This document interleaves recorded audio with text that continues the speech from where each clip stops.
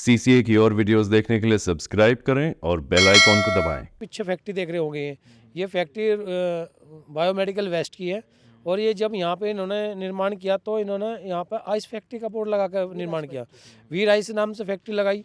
हमने कहा भाई, जब इन्होंने बोर्ड बदला तो जब हम लोगों को पता चला कि इतनी ऊंची चिमनी नहीं होती फैक्ट्री के अंदर जो आइस फैक्ट्री होती है। तो कुल मिला के यह है, इन्होंने धोखाधड़ी करने का काम करा, 420 का काम किया। हमारे गांव में दिक्कत जो होंगी अभी तो चल रही है, कैंसर की, फेफड़ों की, लीवर की, ये चल रही है सब। पथरी की ये सब चल रही है। पथरी की छोटी पथरी तो होती रहती है, लेकिन लीवर की और कैंसर की जो है पोजीशन हमारे गांव में बहुत ज़्यादा हो चुकी है। जिसमें अंग भी आएंगे, पट्टी भी, कांच भी, उसमें जलेंगे, उसमें धुआं भी उठेगा और उसका पानी नीचे भी जाएगा। तो वायु प्रदूषण और जल प्रदूषण दोनों का हो सको।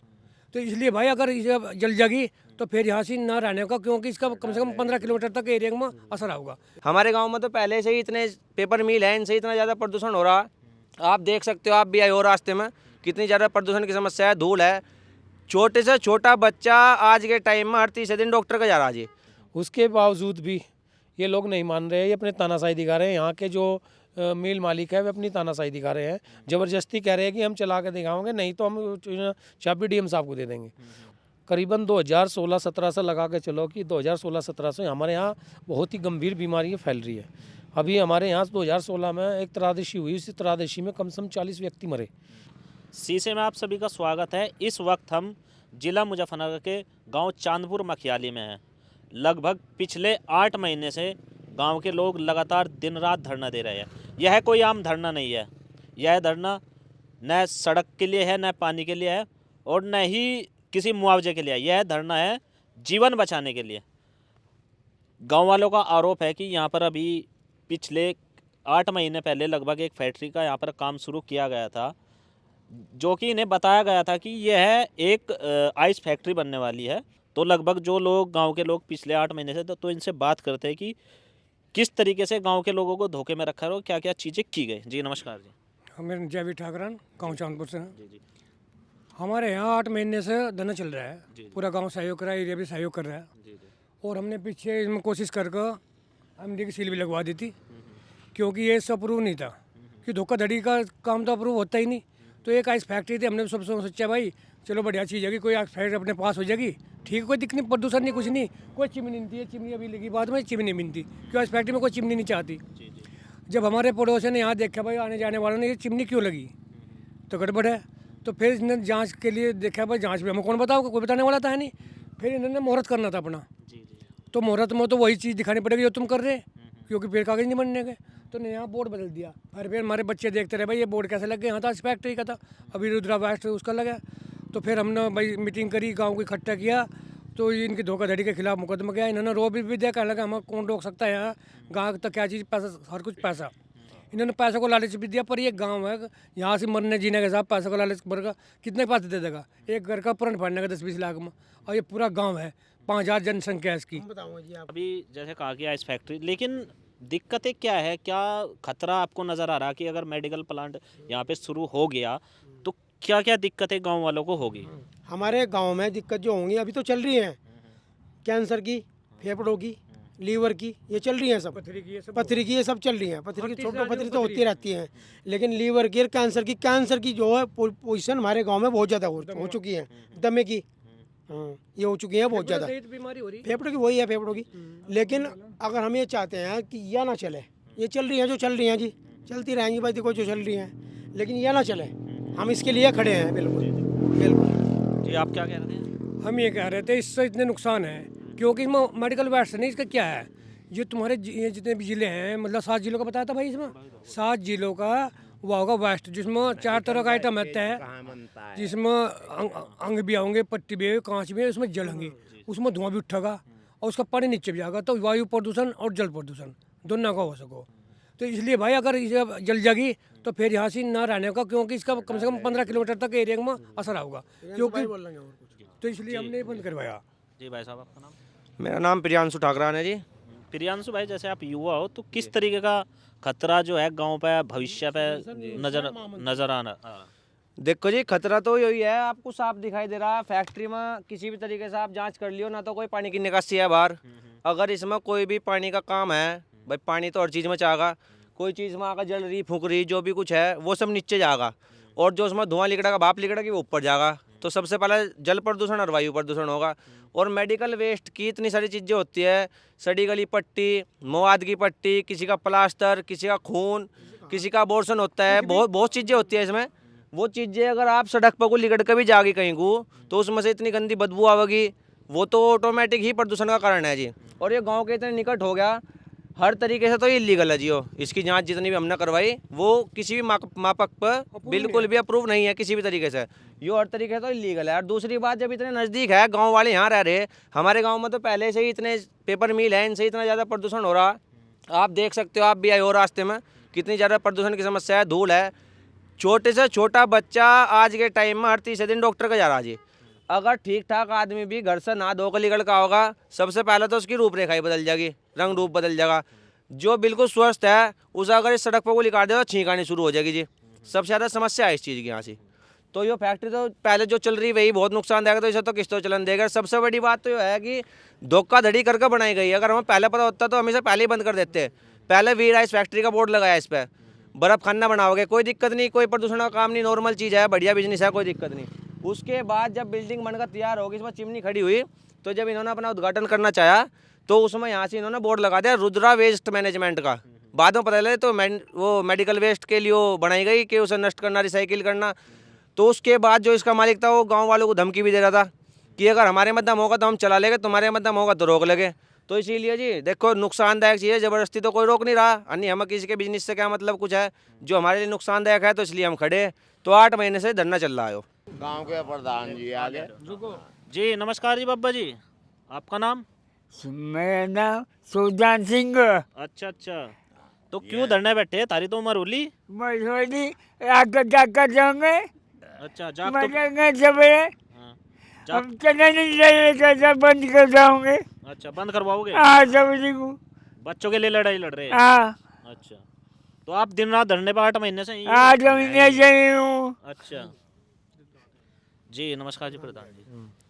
जी क्या लग रहा जी, जिस तरीके से मुजफ्फरनगर को बर्बाद करने के लिए तुले हुए हैं, अभी आपके यहाँ बहुत सारी आरडीएफ के नाम पे कूड़ा भी आ रहा मुजफ्फरनगर में, आपके यहाँ पेपर मिल है, और ये अभी नया मेडिकल वेस्ट प्लांट जो है किया गया, तो ऐसा क्यों मुजफ्फरनगर पे क्या निगाह पड़ेगी?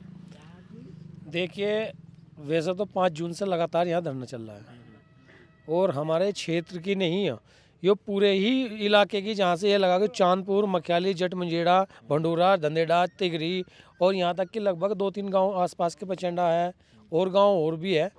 इसमें क्या हो रहा है कि इन्होंने जब से ये आरडीएफ ले गए तो यहाँ पे जो हमारा AQI लेवल है वो इतना बढ़ गया कि 400 के पार हो गया, जबकि दिल्ली भी NCR में आती है, हम लोग भी NCR के क्षेत्र में हैं, लेकिन इतना पोल्यूशन यहाँ नहीं होना चाहिए था।